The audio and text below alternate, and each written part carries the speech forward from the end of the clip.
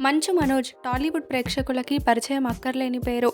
మంచు మోహన్ బాబు గారి అబ్బాయిగా పరిచయమై హీరోగా తనకంటూ ప్రత్యేకమైన గుర్తింపు సంపాదించుకున్నాడు మనోజ్.